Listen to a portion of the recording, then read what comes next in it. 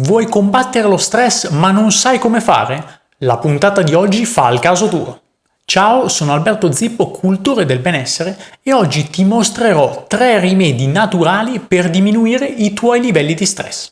Prima di iniziare, se questi argomenti sono di tuo interesse, iscriviti al canale così da non perdere i prossimi video che pubblicherò.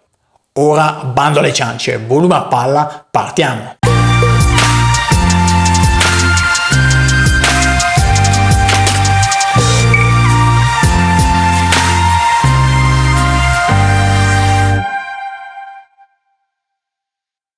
Sono certo che la puntata di oggi possa esserti d'aiuto se sei alla ricerca di rimedi naturali per ridurre lo stress. Della gestione di quest'ultimo ne ho parlato diverse volte e la reputo uno dei più importanti fattori per raggiungere uno stato di benessere ottimale. Piccola premessa prima di iniziare. Pensare di azzerare lo stress attraverso l'alimentazione o sfruttando dei rimedi di origine naturale è pura utopia. Se una persona, giusto per fare 2 esempi, è dipendente da sostanze malsane o si relaziona con persone tossiche per la propria salute, non ci sarà qualcosa di miracoloso che potrà aiutarla a risolvere questi problemi. Un buon regime alimentare non permette di azzerare lo stress, ma certamente può aiutarci a gestirlo al meglio. L'attività fisica è un altro di quei fattori che può aiutarci, così come la respirazione o la meditazione.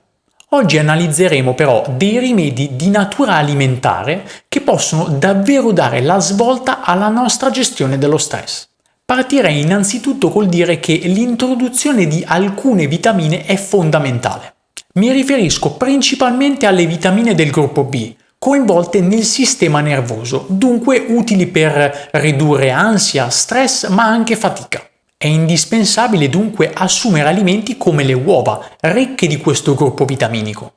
Non è da sottovalutare poi l'apporto di frutta e verdura ricche di vitamina C, fondamentale nel limitare la produzione del cortisolo, ovvero l'ormone dello stress. Infine non si può trascurare la vitamina D, garantita principalmente dal sole ma anche dal pesce azzurro. Essa è decisiva nel miglioramento dell'umore. Ovviamente non sono solamente queste vitamine ad essere indispensabili, ma anche alcuni minerali. Il selenio è uno di questi, grazie alla sua utilità contro la fatica, ma anche lo zinco fa la sua parte, agendo da antidepressivo. I minerali principalmente utili contro lo stress però sono il calcio e il magnesio. Il magnesio è il calmante per eccellenza, migliora il sonno e riduce l'ansia, mentre il calcio, che agisce sinergicamente con il magnesio, aumenta la serenità. L'importante è non esagerare e rispettare il fabbisogno quotidiano di questi elementi. A questo punto direi che è arrivato finalmente il momento di analizzare 3 risorse specifiche utili per ridurre lo stress. La prima sostanza che ho selezionato per il contenuto di oggi è l'erba di San Giovanni. L'iperico, conosciuto anche come erba di San Giovanni, può aumentare la serotonina nel sistema nervoso centrale. Per questo motivo è ritenuto essere un antidepressivo naturale utilissimo. Sono stati realizzati numerosi studi scientifici riguardo la sua funzione antistress e antidepressiva. Molti di questi studi hanno mostrato i suoi effetti benefici nel trattamento dei sintomi depressivi. La seconda sostanza che ho scelto per oggi è la rodiola. La radice di rodiola ha un'azione adattogena, cioè aiuta ad aumentare la nostra resistenza fisica e mentale. Ciò permette ovviamente di fronteggiare meglio le situazioni stressanti, potenziando la nostra concentrazione ed energia. Per questi motivi la rodiola è conosciuta come uno dei più efficaci antistress naturali. Risulta perfetta per contrastare nervosismo e tachicardia, di conseguenza una bella tazza di rodiola potrebbe fare al caso tuo. Così come per l'iperico, se non ami le bevande calde, la puoi trovare anche sotto forma di integratore. Al terzo ed ultimo posto troviamo un classico, la lavanda. Spesso sfruttata in aromaterapia come olio essenziale, può essere utilizzata anche sotto forma di infuso, magari con l'aggiunta di miele.